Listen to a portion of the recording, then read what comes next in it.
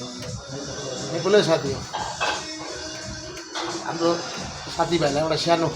सहयोग यस्तो पैसाको सहयोग होइन तपाईँहरू रोहिणी आउनुभयो भने चाहिँ आज यहाँ मेरो छोरी ज्वाइँले खोलेको दोकान यो स्टाइलले यो तरिकाले अब खाना ज्वाइँ पनि एउटा पेसाले चालकै हो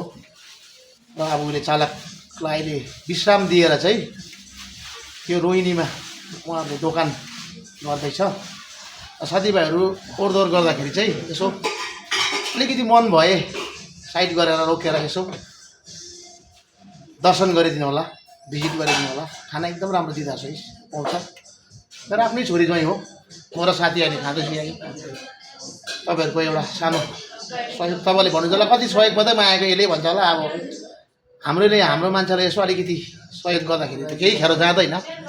हाम्रो खालि चालकहरूको खुट्टा चाहिँ ब्रेकमा पस्नु पऱ्यो यो लोकेसन पनि तपाईँहरूलाई म देखाइदिन्छु अहिले बाहिरबाट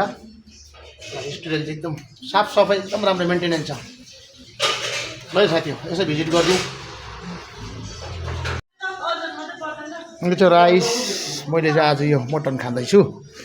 सलाद भइहाल्यो यो चिम्पिङको अचार मेरो साथी भाइ म र मेरो साथी भएर आज यहाँनिर दोकान चाहिँ यही हो मेरो छोरी आउँदैछ खाइदिउँ न सही यसो तपाईँहरूको सहयोग चाहिँ अब हामीलाई अनिवार्यै पऱ्यो है साथीभाइ ल है